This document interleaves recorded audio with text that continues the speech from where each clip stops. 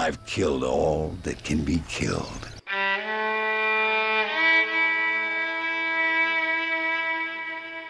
Landon Ricketts. Not a name that means much anymore.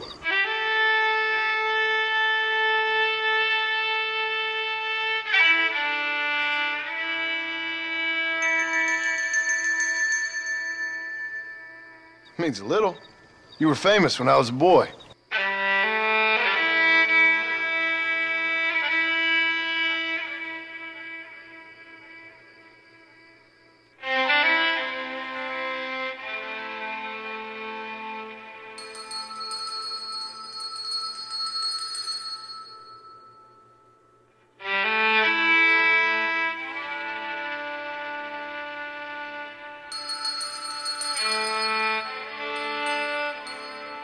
If you'd have seen me when I was so fast, you couldn't see me.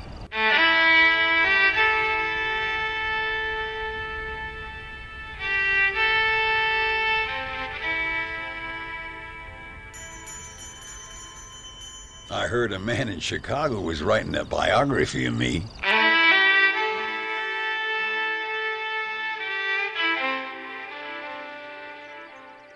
An artist in Pittsburgh painted my portrait.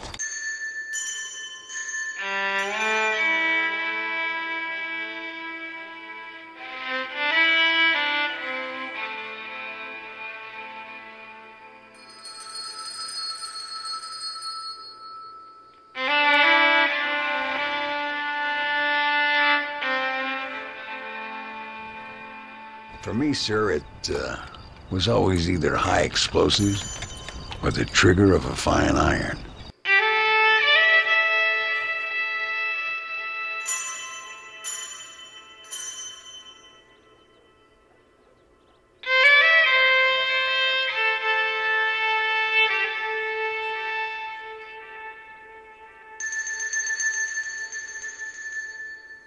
Truth is long dead. Now we got only memories.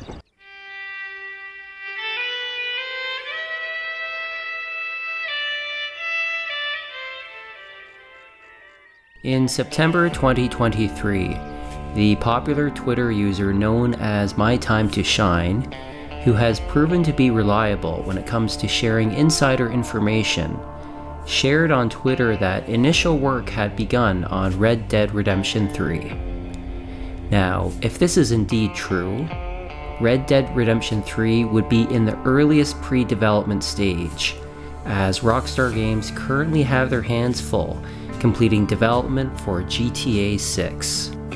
In fact, Rockstar Games are completely overwhelmed with GTA 6's development, which is set to be released in 2025, that both Red Dead Online and GTA Online have been deprioritized to the point where both live service games have received very little new content. While GTA Online has received far smaller DLCs than what fans are used to, Red Dead Online meanwhile has been receiving a steady diet of bonuses and new Telegram missions for the last 3 years. To add further insult to injury, Rockstar Games have only released 2 new games in the last decade, a far cry from the days when Leslie Benzies was in charge of Rockstar North. So, if in fact Rockstar Games have begun pre-development work on Red Dead Redemption 3, which isn't out of the realm of possibilities, it would be in the earliest pre-development phase and would be years, perhaps close to a decade, from being completed, as Rockstar Games have clearly struggled with project management and releasing new games in a timely manner. Nonetheless, the potential of a Red Dead Redemption 3 is very exciting news, which is only fueling the anticipation and imaginations of fans around the world in what a third Red Dead Redemption would look like and involve. This development has definitely fueled the speculation among both the fans and gaming media, wondering if the central story will continue to follow one or more members of the Vanderlyn gang, in perhaps a prequel or sequel setting to Red Dead Redemption 2? Would we follow a young Dutch van der Linde or Jack Marston in the early 20th century? Or perhaps Charles Smith in Canada, or even Mac and Davy Callender? For over the course of 2 games now, we have followed the van der Linde gang and its exploits at the end of the Wild West era, as the encroaching 20th century and technological progress is quickly bringing this time to a close, while shaping an entirely new and modern United States of America.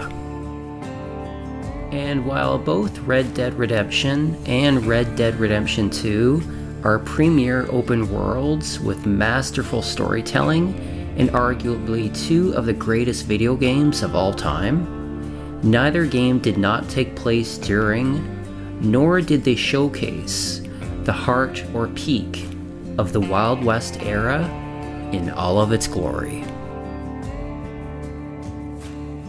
As a fan of this franchise and the Wild West era, I would absolutely love, and I think the same goes for many others, that Red Dead Redemption 3 should take place in the heart of, or at the peak of the Wild West era in the United States.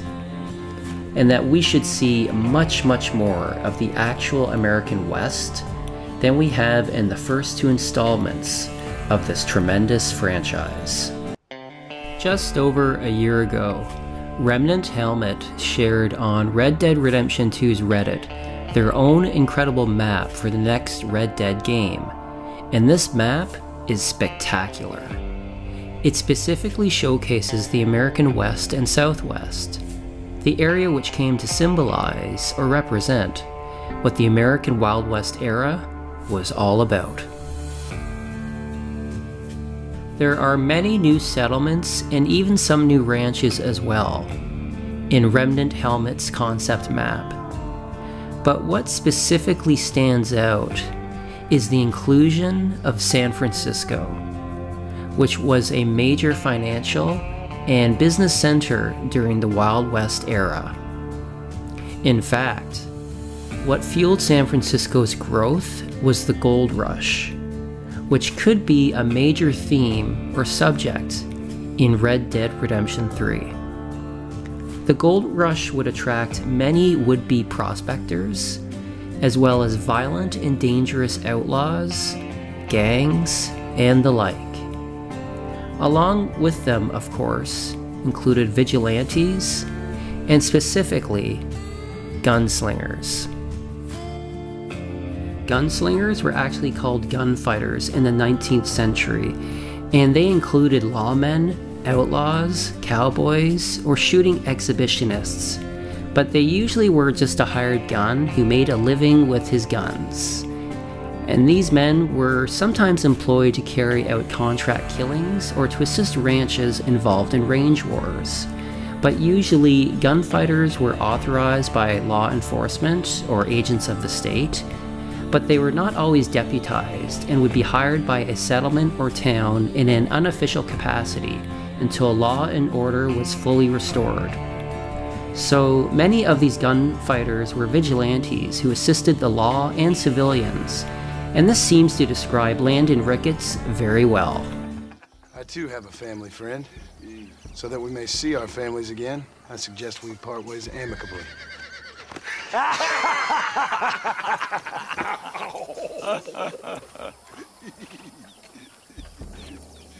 Can I see the boots, gringo? I think you can see him from where you're standing just fine, senor. Take off the boots, Americano. As you wish.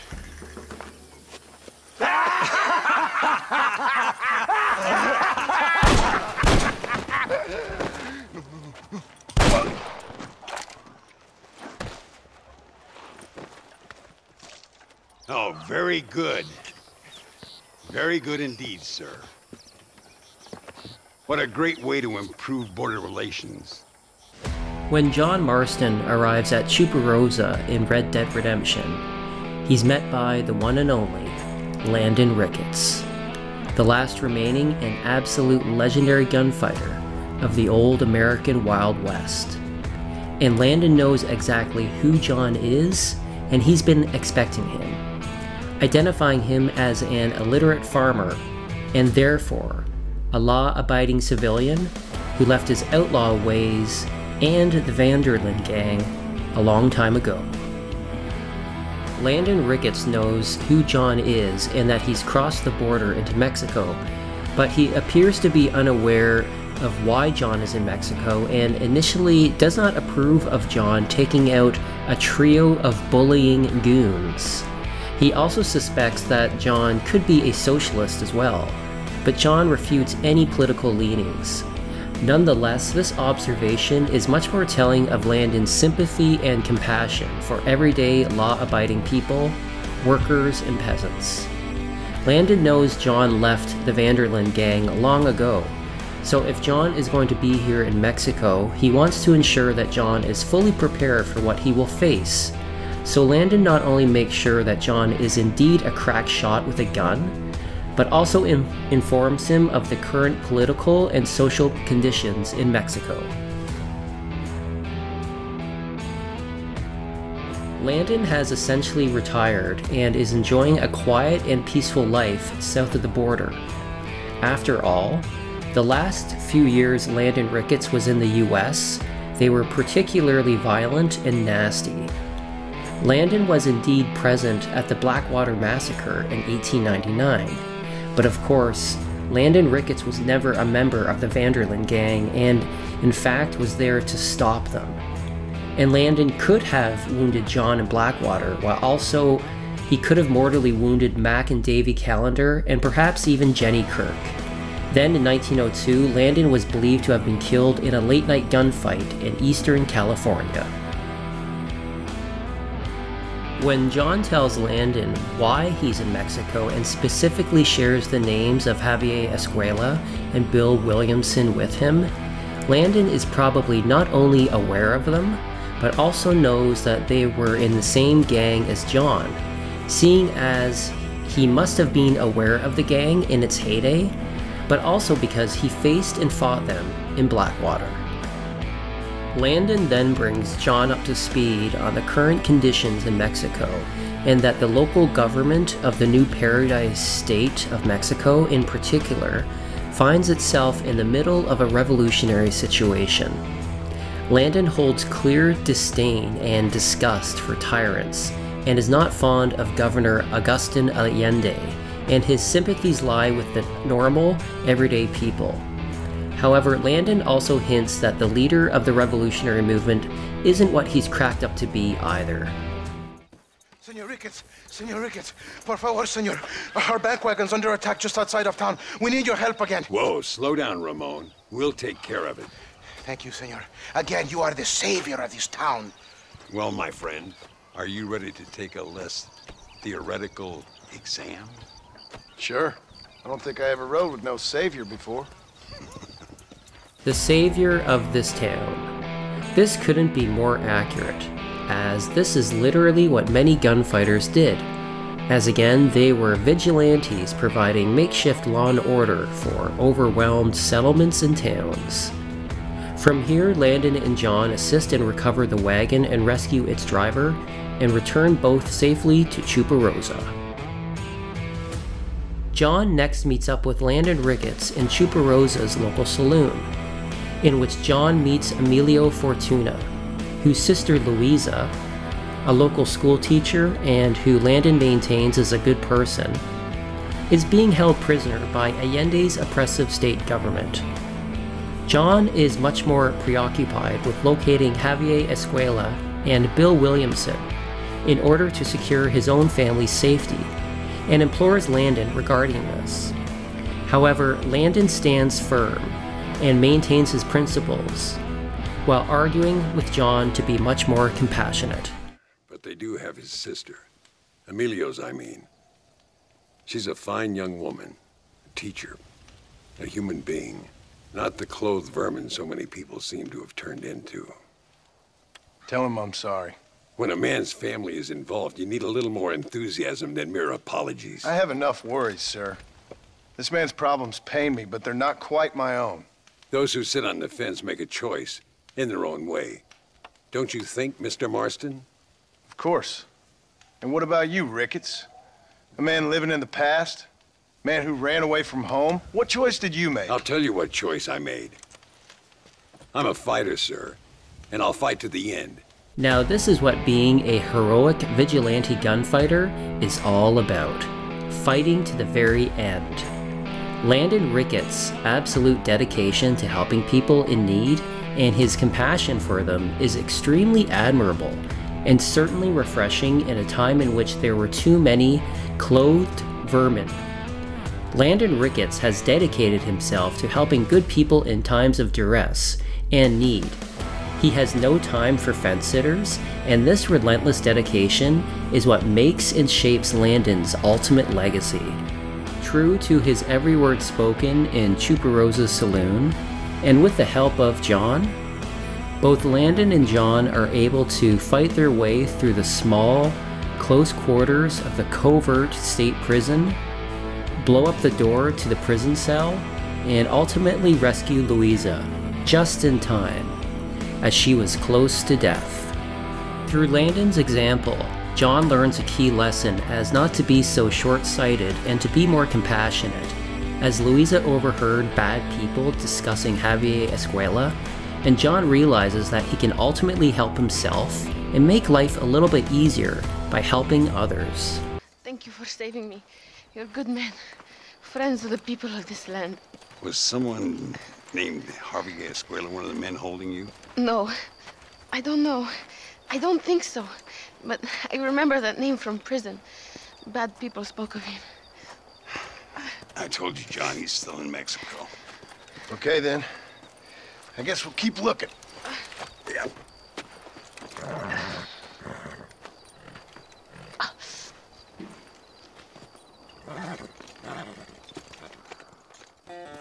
John later meets up with Landon again at Chuparosa's saloon and is invited to join a friendly game of poker, or what John believes to be a friendly game of poker with Landon and 3 other men, one of them being known as Muller, an agitated and impatient German national and silver prospector. Muller eventually accuses John of cheating for Landon's benefit, despite Landon pointing out that he's been beating Muller all afternoon before John showed up, and therefore wouldn't need John's help to beat Muller in poker. Nonetheless, Muller isn't persuaded, and Muller isn't the kind of person that could be reasoned with anyways. And it's decided to avoid a massive shootout for Muller and John to settle their score through a duel. John kills Muller in the duel, and once again Landon and John try to relax at Chuparosa's saloon. But yet again, they are confronted with a violent situation. A man holding a knife to a woman's throat approaches them both and threatens to kill her, but John kills the man and saves the hostage. Yet the man had 4 accomplices with him who attempt to kill Landon and John, but the 2 legends prevail once more, and eventually part ways after an eventful afternoon in Chuparosa. John and Landon meet up one last time at Chuparosa's saloon, and while Landon has no new further information regarding the location of Javier Escuela, John discusses some of his time in the Vanderlyn gang, while they both open up a little bit further with one another, before Louisa arrives and seeks their help, as Governor Allende is rounding up innocent civilians and sentencing them to death without trial. Landon agrees to help, and the 2 men head out to find and rescue the prisoners. Just outside of Chuparosa, they ride upon a convoy of military wagons with the prisoners inside.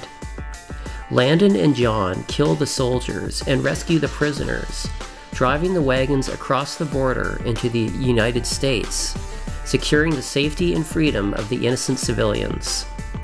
Landon assures John that he will assist the freed men, and the 2 say their goodbyes.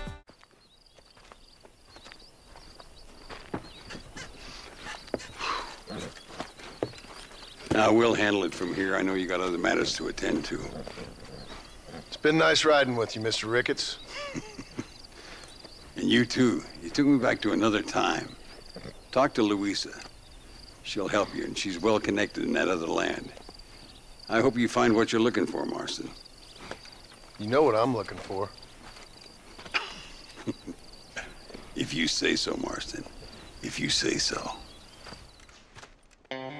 With Landon Ricketts, a potential Red Dead Redemption 3 would have a highly intelligent, charismatic, and witty protagonist, very similar to the beloved Arthur Morgan.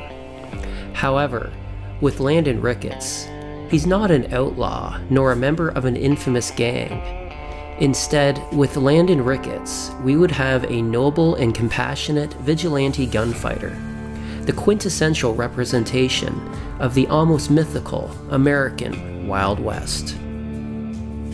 And just like both Arthur Morgan and John Marston, Landon Ricketts is a legendary figure and possesses truly exceptional skill with a firearm, in particular lightning-fast reflexes, and that Landon was so fast that you couldn't see him draw and shoot.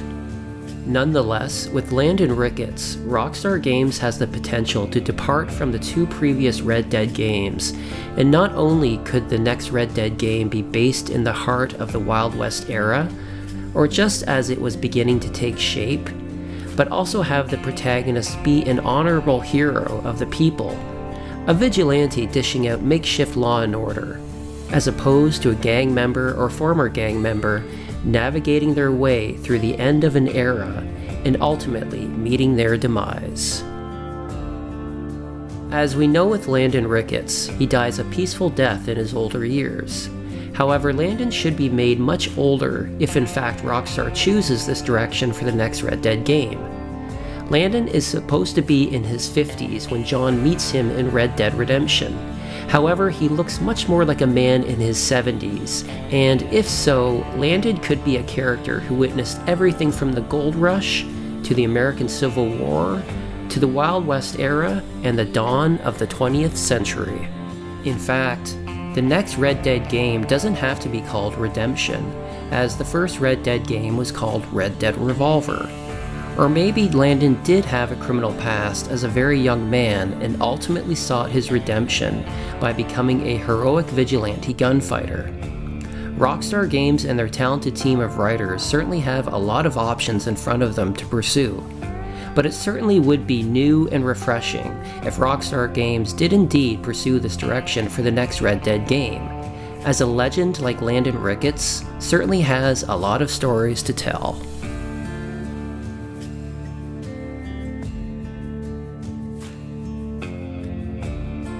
Thanks so much for watching, and I'll see you in the next one.